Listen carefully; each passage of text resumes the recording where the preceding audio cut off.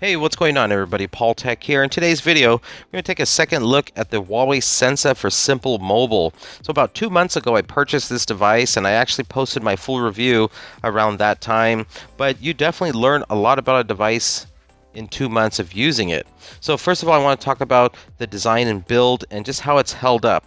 One thing I want to mention is this device has a very premium design, a very good feel in the hand. Comparing it to a flagship device like my LG G5 here, I gotta say, it honestly looks and feels better in the hand. I mean, you got an all metal design except for the top and bottom on the back there, which is plastic, but cosmetically this device is held up very, very nice. Now let's talk about that fingerprint sensor, which you get on the Huawei Sensa. Over the past 2 months, the fingerprint sensor is still working and performing just like the day I got it out of the box. So it's very responsive and pretty accurate for the most part. Now let's talk about the display for a little bit here. It's a 5.5-inch 1080p display. You got a notification light up on top, and then you got on-screen buttons there. The display looks pretty nice. There's been no screen bleeding issues or anything like that. If you know, this Huawei Sensa device out of the box has no app drawer, so that might be something to think about. For me, it's not a big deal. I kind of have everything categorized in these folders here, and typically I would download a third-party launcher to enable the app drawer, but I honestly haven't done that, and I kind of like it the way it looks without the app drawer, so it's not a big issue whatsoever.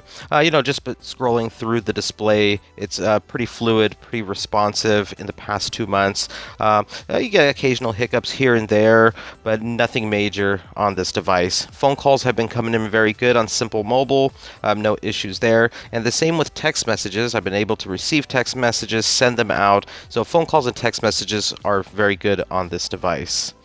This device also has the Qualcomm Snapdragon 615 processor.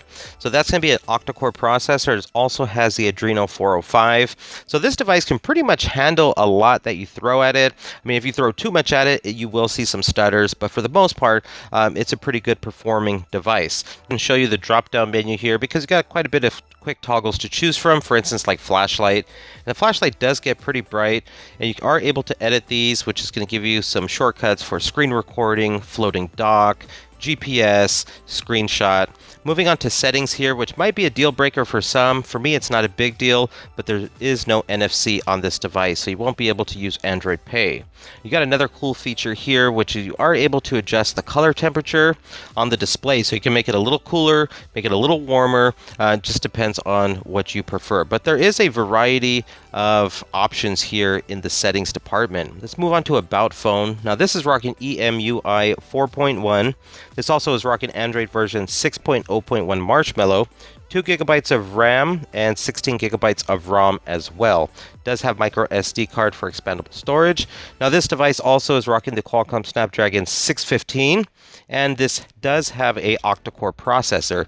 A little bit about gameplay on the Huawei Sensa here. So in the past 2 months, I pretty much have been able to play all of my favorite games from the Google Play Store, and most of the games that I have downloaded off the Play Store, it has ran pretty smooth. There has been the occasional hiccup and stutter every now and then playing some high intense frame rate games, but nothing that is a deal breaker whatsoever.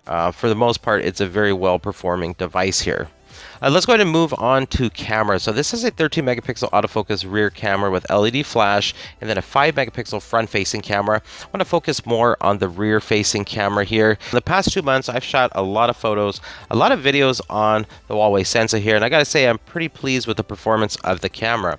Now when it comes to shooting videos, you're gonna be able to record at 1080p at 30 frames per second. You can pause and resume recording. You can take a photo while you're recording, but just keep in mind there is no optical image stabilization while recording.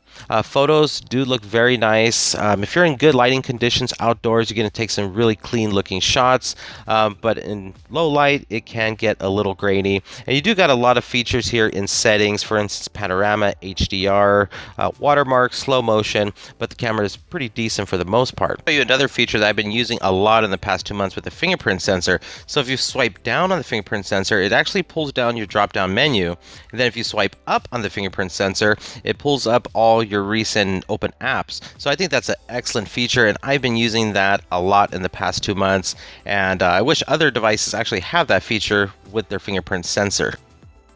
Now let's move on and talk about battery life on the Huawei Sensa in the past 2 months. So the battery is actually very good on this device. It has a 3000 milliamp battery. I'm going to go ahead and show you the screen on time that I've been getting using this device here, and I would say I'm a pretty heavy user for the most part, but as you can see there, it has 6 hours of screen on time. 6 hours of screen on time, but pretty amazing on this device here. The only thing, there is no quick charge on this device, so it does take some time to charge up the Huawei Sensa.